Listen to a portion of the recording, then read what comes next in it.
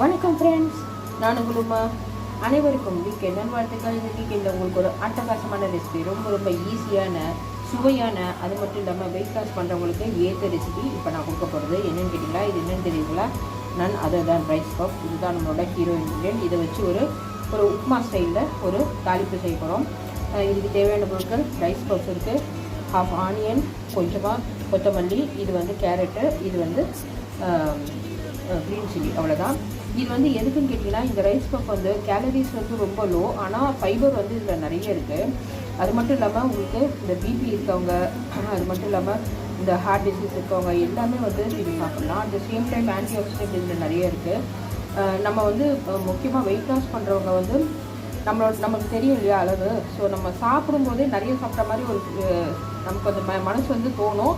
At the same time வயிறு வந்து கொஞ்சம் சாப்பிட்டாலே ஃபில் ஆகிடும். முக்கியமாக இதை வந்து நம்ம இந்த மாதிரி காய்கறிகளோடு சேர்த்து சாப்பிடும்போது, இந்த காய்கறி வந்து கேரட் மட்டும்தான் சேர்க்கணும்னு கிடையாது, உங்களோட சாய்ஸ். நீங்கள் என்ன காய்கறி வேணால் நீங்கள் சேர்த்துக்கலாம், சரிங்களா. இன்றைக்கி நான் கேரட் சேர்த்துருக்கேன். உங்களுக்கு தேவைப்பட்டதுன்னா நீங்கள் பீட்ரூட்டு, வேறு எந்த காய்கறி வேணாலும் நீங்கள் சேர்த்துக்கலாம், சரிங்களா. வாங்க எப்படி செய்யுதுன்னு பார்க்கலாம். பாருங்கள் ஃப்ரெண்ட்ஸ், இப்போ ரைஸ் பஃப் உப்மா செய்கிறதுக்கு, அதாவது பொரி இருக்கு இல்லையா, அரிசி பொரி உப்மா செய்கிறதுக்கு இப்போ வந்து நான் எண்ணெய் ஊற்றி கடுகு சேர்த்துருக்கேன்.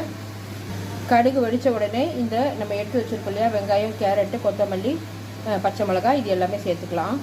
பாருங்கள் ஃப்ரெண்ட்ஸ், இப்போது கடுகு வெடிக்க ஆரம்பிச்சிட்டு இந்த ஸ்டேஜில் நம்ம எடுத்து வச்சுருக்கிறது எல்லாம் ஒரே தடவையாக சேர்த்துடலாம்.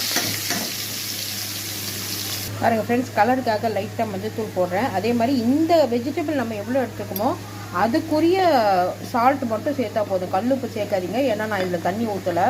தண்ணி ஊற்றுறதா இருந்தால் தான் கல்லுப்பு கரையும், சரிங்களா. ஸோ இப்போ வந்து நம்ம இதை நல்லா கிளறி விட்டுக்கலாம்.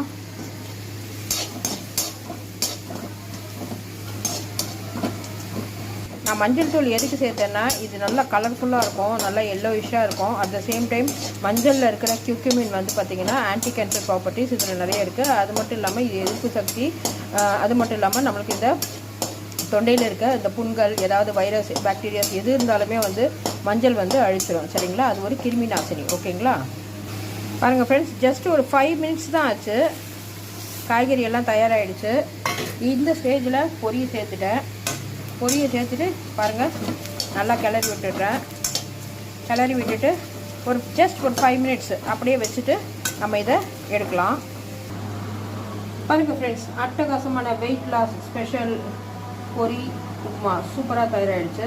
கலர் பார்த்திங்களா, நம்ம அந்த மஞ்சள் சேர்த்ததால கலர் நல்ல எல்லோயிஷ் கலர் வந்திருக்கு. அவ்வளோதான். இது வந்து நீங்கள் காலையில் டிஃபனு, நைட்டு டின்னரு எதுக்கு வேணால் சாப்பிட்லாம். இதில் தண்ணி மட்டும் ஊற்ற வேண்டாம். தண்ணி